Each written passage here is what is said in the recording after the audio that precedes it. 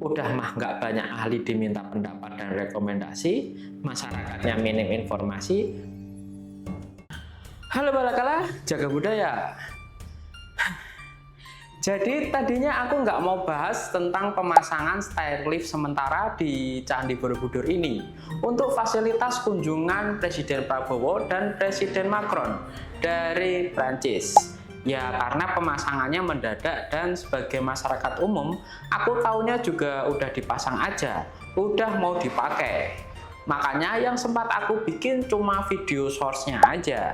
Bisa dicek di kolom source Kitab Kala. Oh ya, berbagai pertanyaanku di video ini aku imbangi dengan artikel-artikel yang aku temukan secara online.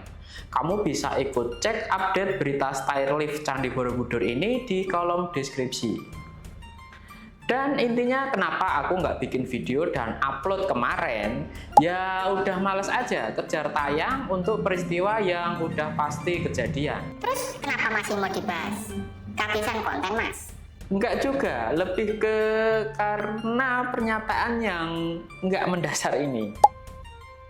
Polemik pemasangan sementaranya aja belum selesai, malah mau dipasang permanen. Kalau banyak yang terbantu naik turun, bukannya bakal rame kunjungan ke sana?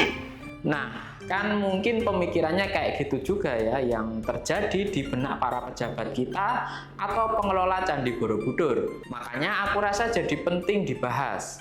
Karena kalau kejadian beneran, kita malah bisa melanggar Undang-Undang Cagar Budaya dan Kaidah Pelestarian Cagar Budaya ya. Ini warisan dunia loh ya. Kalau ada keputusan instan yang udah jelas akan mengganggu kelestarian warisan budaya, apa nggak malu ketahuan kita bikin kebijakan yang salah dengan warisan dunia ini? Lagian kalau lansia dipaksa naik ke candi, apakah malah jadi nggak membahayakan keduanya untuk pengunjung dan untuk candinya? Emang konsep pelestarian menurut undang-undang apaan? Saklek banget jadi orang.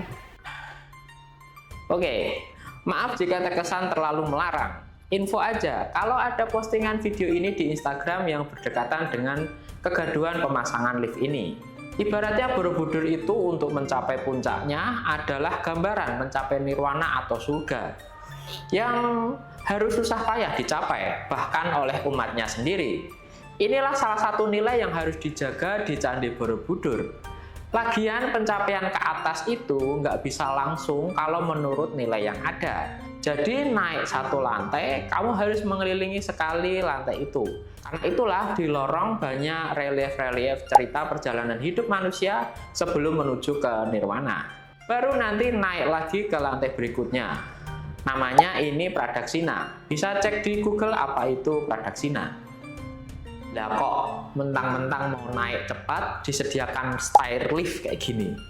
Katanya sih disediakan untuk Presiden Prancis. Tapi menurut artikel dia memilih jalan dan naik dengan kakinya sendiri.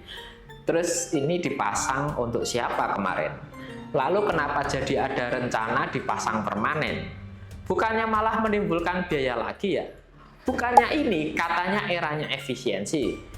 Nah karena itu izinkan aku menjelaskan pandanganku mengenai ini. Berdasar pada beberapa pasal dalam undang-undang, kerugian yang bakal terjadi, bahkan kita cek apakah ahli dan arkeolog di Indonesia setuju tentang pemasangan ini. Masalahnya, kalau ide untuk pemasangan permanen stairlift ini juga diiringi dengan rencana pemasangan catra kembali di atas candi. Kalau kamu mau nonton kenapa catra Candi Borobudur nggak bisa dipasang di sana, kamu bisa tonton video ini nih. Nah lanjut, mari kita bahas rencana pemasangan stairlift ini secara permanen di segmen Cagar Budaya dalam Berita, hanya di Kitab Kala. Opening dulu.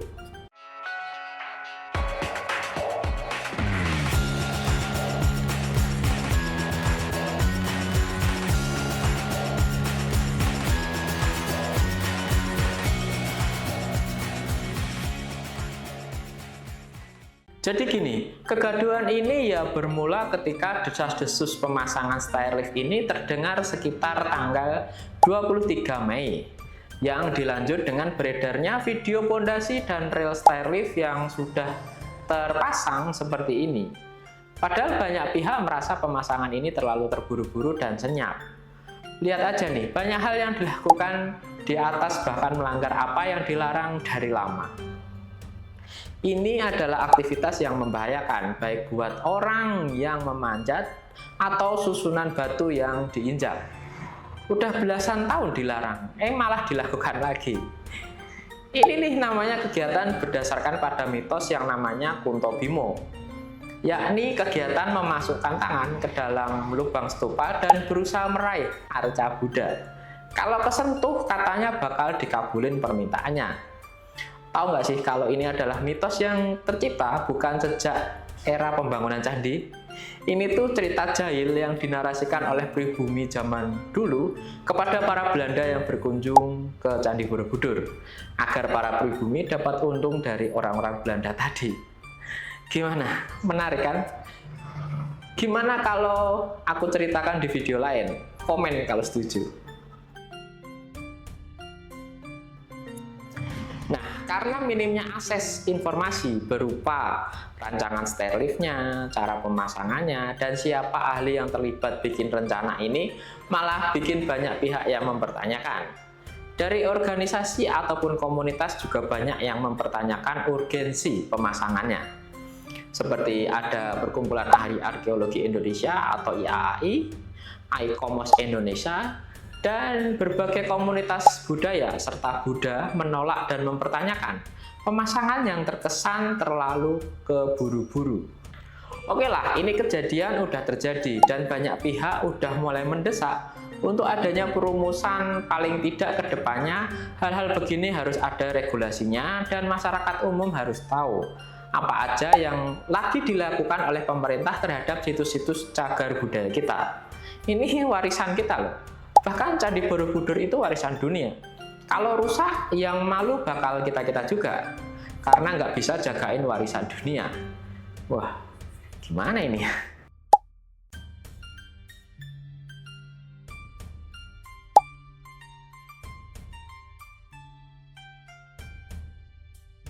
Oke, sebelum lanjut videonya, tolong subscribe YouTube Kitab Kala untuk yang belum subscribe, dan tolong like video ini buat yang sudah subscribe.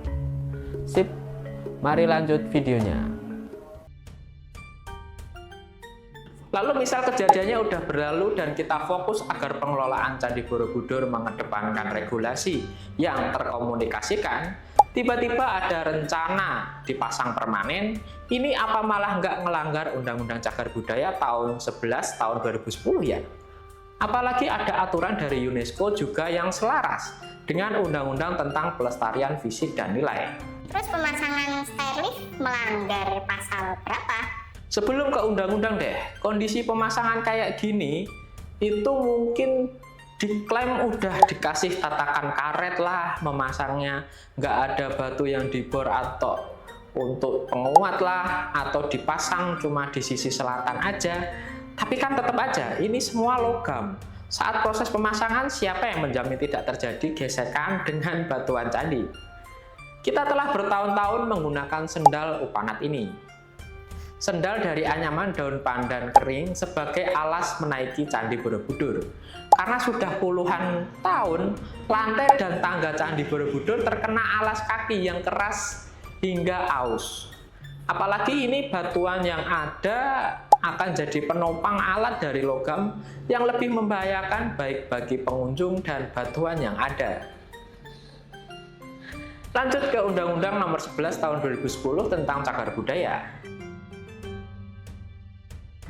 Nah, dalam Undang-Undang Cagar Budaya banyak sudah ditetapkan pengertian cagar budaya dan apa aja yang harus dilestarikan.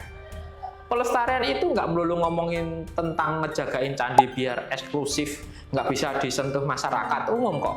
Tapi justru mengakomodasi 3 hal, yakni perlindungan, pengembangan, dan pemanfaatan.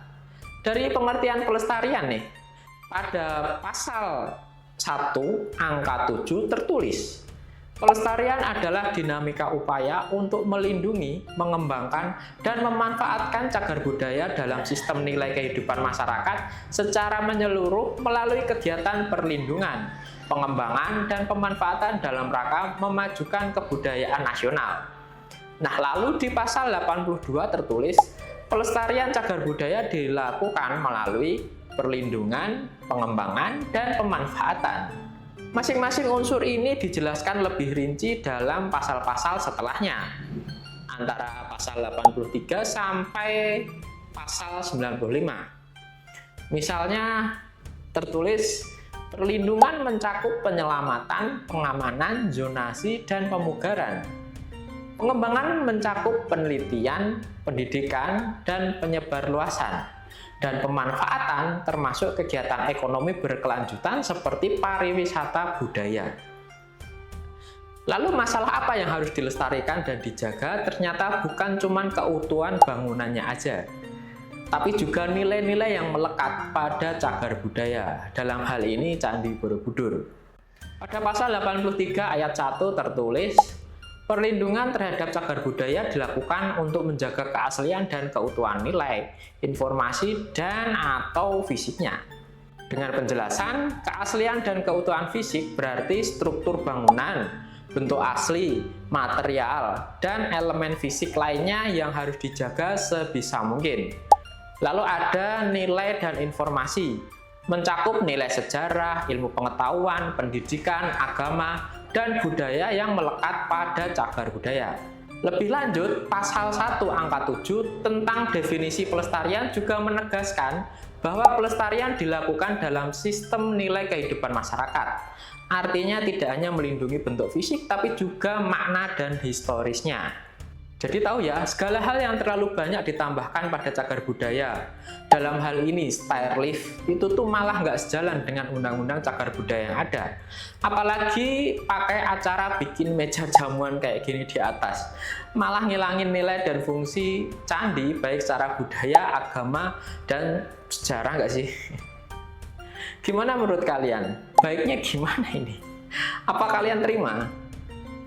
Tulis di kolom komentar.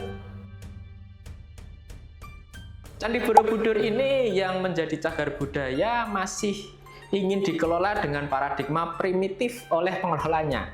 Yang artinya cagar budaya utamanya dieksplorasi habis-habisan, disediakan jumlah pengunjung yang bisa naik sebanyak-banyaknya dengan harapan mendatangkan penghasilan yang bakal nggak senilai dengan biaya perawatannya. Bayangin aja, candi ini kan di masa lalu didesain tidak untuk dinaikin banyak orang sekaligus dalam suatu waktu.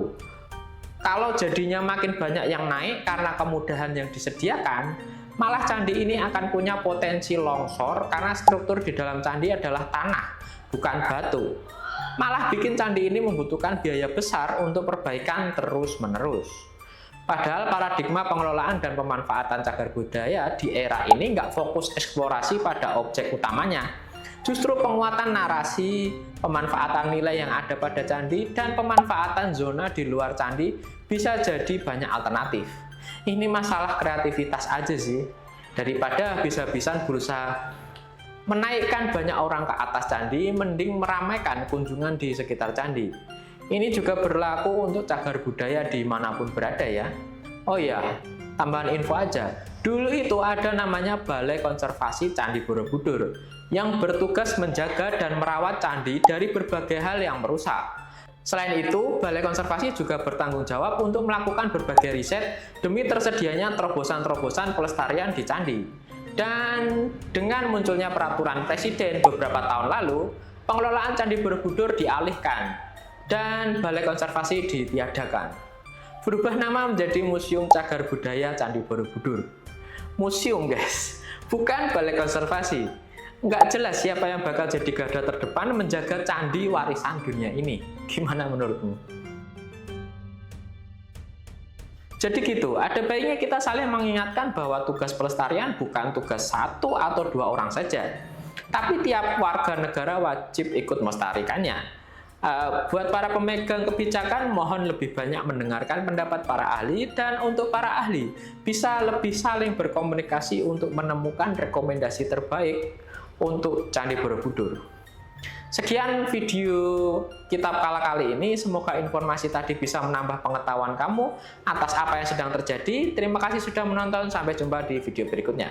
Bye-bye.